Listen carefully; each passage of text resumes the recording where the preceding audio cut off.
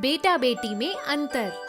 मनोज घर में आए और जैसे ही सोफे पर बैठे, उनकी बिटिया सलोनी ग्लास में पानी लेकर आ गई।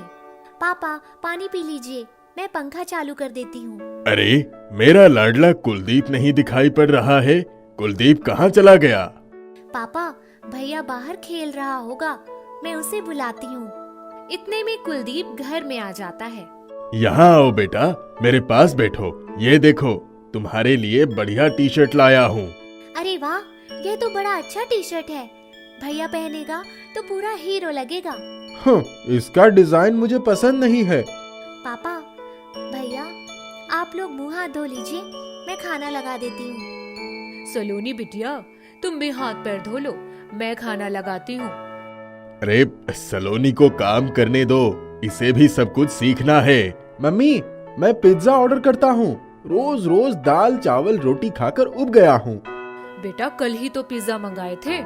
अरे मंगा लेने दो, बेटा है, उसे जो इच्छा है वो खाने दो।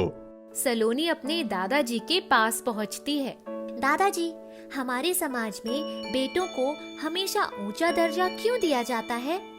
ऐसा है बिटिया, बेटी तो पराया धन होती है और उसे एक दिन मायके को छोड़कर ससुराल जाना ही पड़ता है। बेटा माता पिता के साथ रहता है और बुढ़ापे का सहारा भी बनता है।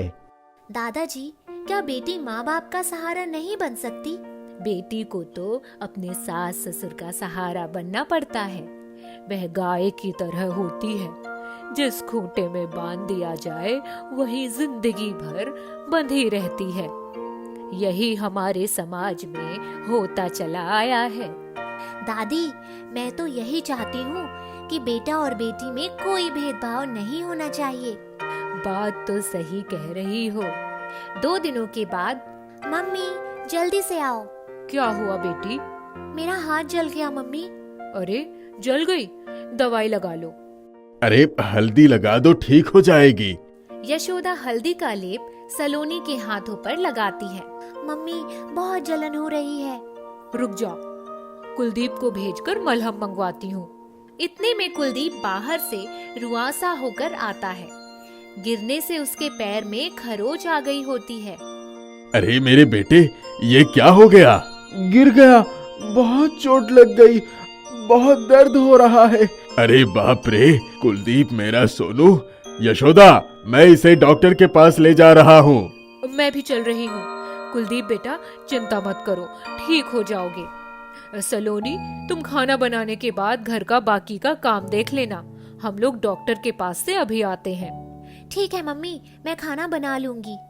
आधे घंटे के बाद मम्मी पापा कुलदीप को लेकर घर वापस आते हैं। सलोनी, खाना बन गया? पापा, मेरे हाथ में तकलीफ थी, इसलिए एक हाथ से आटा गूंदना पड़ा। 7-8 रोटियां ही बना पाई हूँ। रुकिए, मैं और बना देती हूँ। ठीक है, जल्दी जल्दी हाथ चलाओ।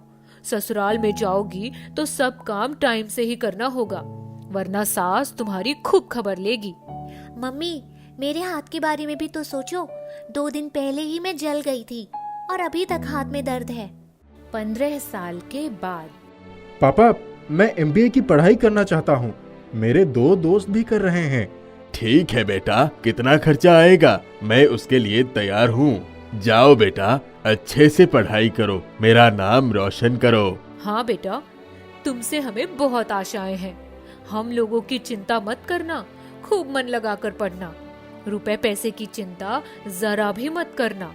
कुलदीप MBA की पढ़ाई करने के लिए एक अच्छे कॉलेज में एडमिशन ले लेता है।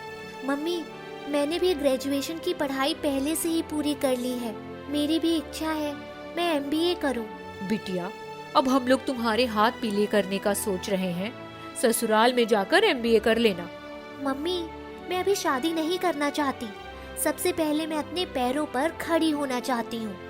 कुलदीप के पापा मम्मी कुलदीप को रुपए पैसे देने लगते हैं। वह उनकी छूट का नाजायज फायदा उठाता है। वह अपने दोस्तों के साथ गुलछर्रे उड़ाता, मौज मस्ती में पढ़ाई को भूल जाता है। मम्मी, मुझे 500 रुपए चाहिए, आज दोस्तों के साथ बाहर जाना है। ठीक है बेटा, ले लो 500 और जल्दी आ जाना, फिल्म देखने तो नहीं जा रहे हो ना? कल तुम्हारी जेब में पिक्चर के टिकट्स मिले थे। मम्मी, पिक्चर देखना कोई बुरा काम नहीं है, सभी लोग देखते हैं। मैं रात को देर से आऊंगा। बेटा कुलदीप, आजकल रोज देर से आने लगे हो, क्या बात है?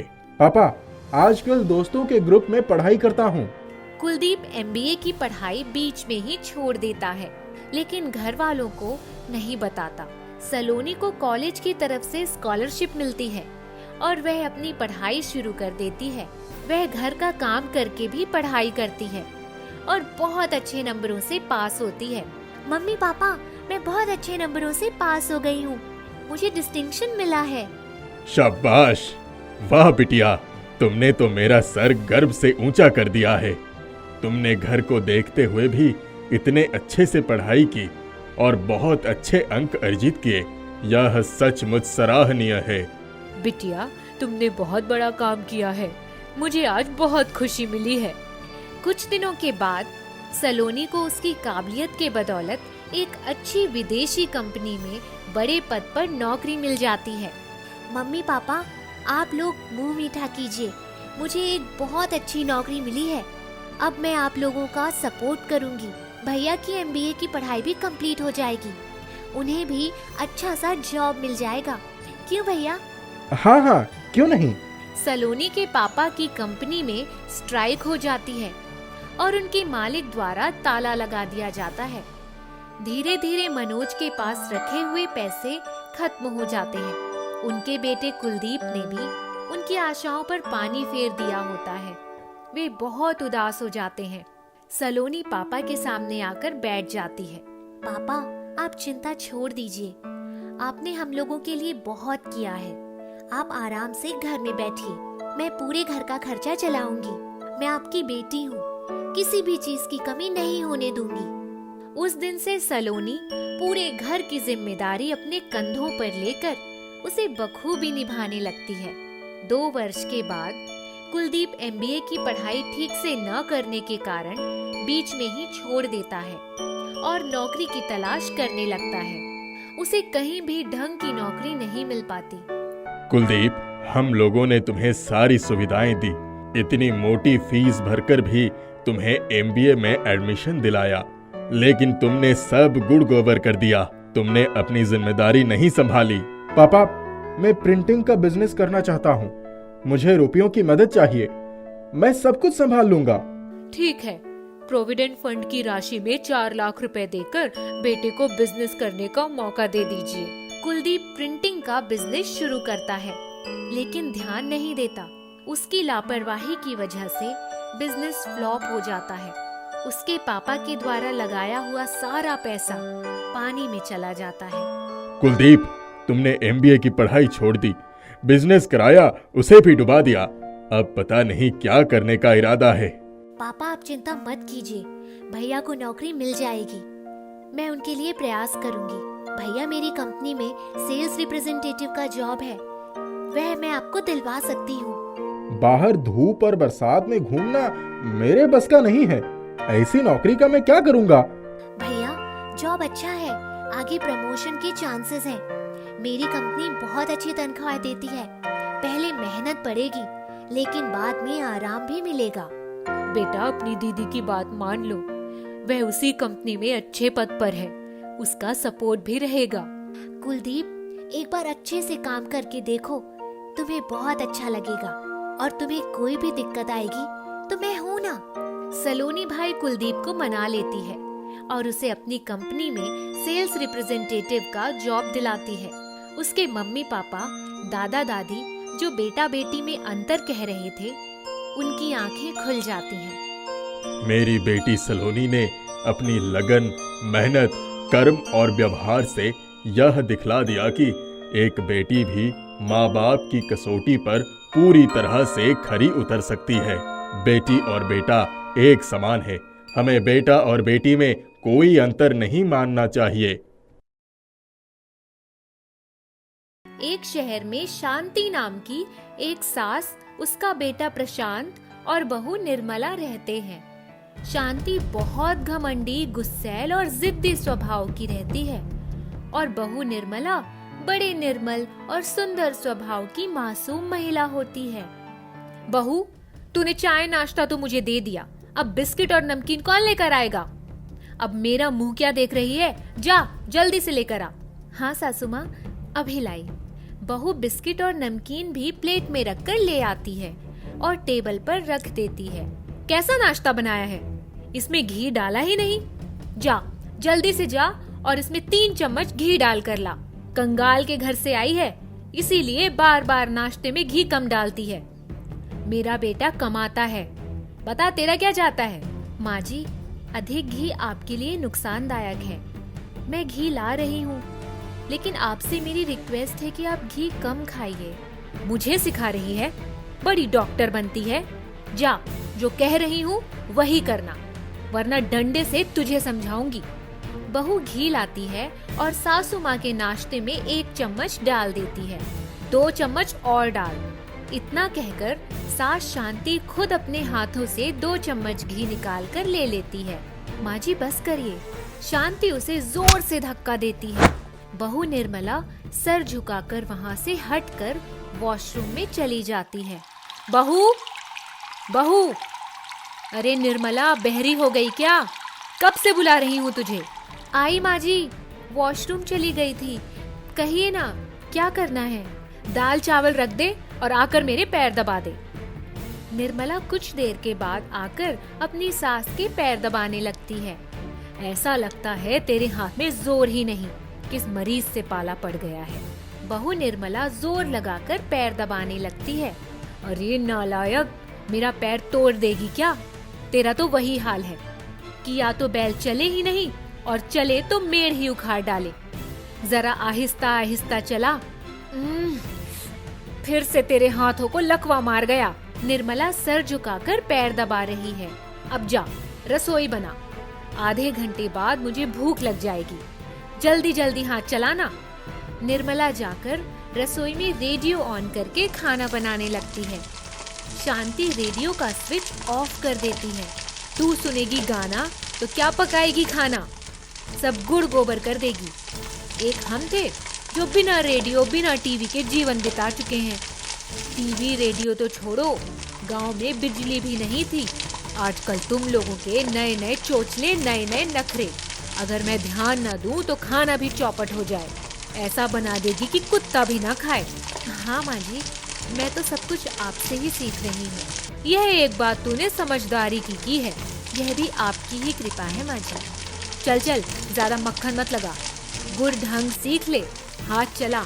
इतना सारा लेक्चर देकर शांति सोफे पर बैठकर टीवी ऑन करके सास बहू का सीरियल देखने लगती है। कुछ देर के बाद निर्मला धीरे से आकर खड़ी हो जाती है। माँ जी, भोजन तैयार है, लेकर आऊं? रुक जा, आज नाश्ता ज्यादा हो गया था, थोड़ी देर के बाद खाऊंगी। ठीक है माँ जी। अब खड़ी होकर मेरा मुंह क्या देख रही है? जा, एक बार घर में फिर से झाड़ू मार दे, कोने कोने का कचरा निकाल लेना। ठीक है माँ जी। ठीक है कहती रहती है, लेकिन कोई काम ठीक से करती नहीं है। ठीक है माँ जी, सॉरी। शांति आंखें बड़ी करके गुस्से से देखती है और बहू वहाँ से धीरे से हट जाती है। कुछ देर के बाद बहू शांति के पास आती है। माँ जी, हाथ मुंह धो लीजिए, खाना ला रही हूँ। पूरा खाना गरम कर ले, मैं हाथ मुंह धोकर आती हूँ। तू खाना पका रही है कि गरम कर रही है? माँ जी, गरम करके ला रही हूँ। निर्मला खाना लगा देती है और पानी और छाछ की गिलास भी लेकर आ जाती है। यह क्या, तेरा हर काम उल्टा रहता है। मैंने दही कहा था तो तू छाछ लेकर आ गई। ठीक है माँ जी, दही लेकर आती हूँ। शाम को प्रशांत ड्यूटी पर से घर आ जाता है। आ गया बेटा, दिन भर ऑफिस में काम कर करके थक जाता है। यहाँ बहू मजे करती रहती है, हर काम उल्टा पुल्टा करते रहती है। माँ, मैं अभी अभी ड्यूटी पर से आया हूँ और आप निर्मला की कंप्लेन लेकर बैठ गई। अब तू उसकी कंप्लेंट क्यों सुनेगा? बहू का जादू सर पर चढ़ गया है, माँ का सारा प्यार उतर गया। माँ, कैसी बात कर रही हो? आपका स्थान सर्वोपरि है। रात हो जाती है, ठंडी लगने लगती है। शांति स्वेटर पहन लेती है। माँ जी, एक मोटा वाला कंबल दे दीजिए, आज बहुत ठंड है। मोटा वाला कंबल दे दीजिए? तेरे बाप ने दहेज में दिया था क्या? माँ, कैसी बात कर रही हो? मैं ठंड से सिकुड़ जा रहा हूँ। जल्दी से कंबल दे दीजिए। हाँ बेटा, अभी देती हूँ।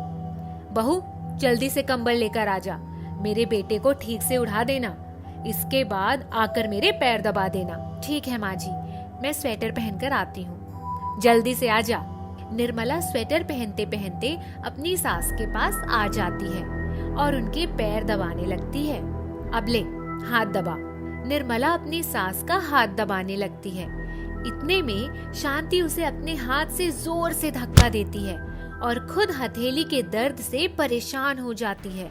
मेरा हाथ, हाय दैया, इसकी वजह से मेरे हाथ में मोच आ गई। हाय राम, सत्यानाश हो इसका। क्या हुआ माँ? तेरी बीवी की वजह से मेरे हाथ में मोच आ गई। हाय, बहुत दर्द हो रहा है। इसका शरीर नहीं, पत्थर है। निर्मला, तुमने क्या किया? माँ जी ने मुझे हाथ। हाँ, अब मेरी झूठी शिकायत कर दे। कह दे मैंने तुझे मार दिया। नहीं माँ जी, आपका कोई कसूर नहीं। मुझे ही हट जाना चाहिए था। मेरी वजह से आपके हाथ में मोच आई। मैं आयोडेक्स लेकर आती हूँ। निर्मला आयोडेक्स लेकर आती है। वो अपनी सास की हाथ पर धीरे धीरे मलने लगती है। अरे बाप रे, अरे धीरे लगा, हाथ तोड़ेगी क्या मेरा? माँ, रात ज्यादा हो गई है। कल सवेरे ही मैं आपको डॉक्टर के पास ले चलूंगा। अभी आराम से सो जाइए। अब मुझे आराम क्या आएगा? सारी रात दर्द में बितानी होगी। रात को निर्मला उठकर सासू माँ को देखने के लिए आती है।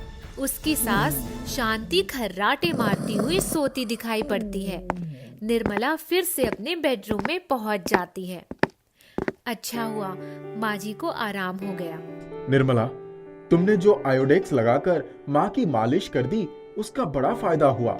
उन्हें आराम मिल गया। अब तुम खुद भी आराम से सो जाओ। एक दिन शांति सोफे पर बैठकर टीवी देख रही होती है और अचानक उसके पैर में तकलीफ होने लगती है।